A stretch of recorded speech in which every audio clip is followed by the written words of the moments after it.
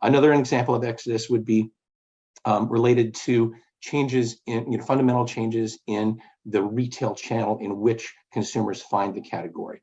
Certainly, we saw that in pandemic times, but in recession, that sometimes becomes a real factor, and we need to understand, are they going from brick and mortar to online to delivery, and understanding a game plan and thinking about the way that we get our product to customers and consumers and how they engage with the category.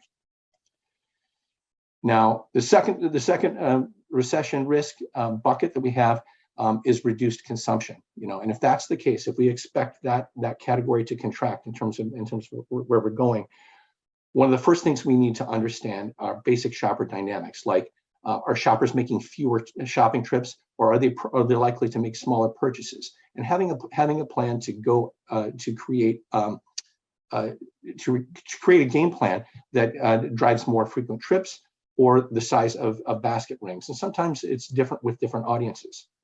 Now, certainly in a recession, we see reduced consumption that has to do with pricing. And of course, this is a time to really understand your price elasticity and the trends that go, and keep a thumb on that, because we might want to have a plan that's focused on managing price thresholds. And also, we think of that contraction, we think of it broadly across all audiences, but we definitely want to understand in reduced consumption, is it everybody, or is there a profile of consumers who are most prone to cutting back, and why?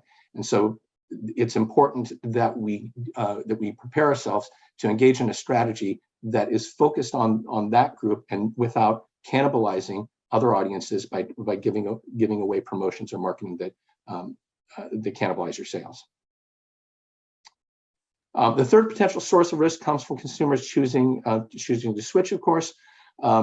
If we see our consumers becoming less loyal in recessionary times and choosing other brands, our first priority is to get a handle on exactly why those consumers are switching. There's no easier way than talking to people who have switched and diagnosing what the most prominent reasons are, and create targeted game plans that are only expected to get worse in recessionary times. As part of that, we'll want to get a sense of what brands or even what specific SKUs pose a threat to us. Maybe leading us to consider things like war game exercises to simulate actions that we're going to need to take to counter the competition ahead of the time that we actually have to do that, and having a plan in place. And finally, we want to profile which of our customers are most vulnerable to switching brands, who is on the cusp, and what messages, what products, what innovations do we need to get to them to counter that switching behavior.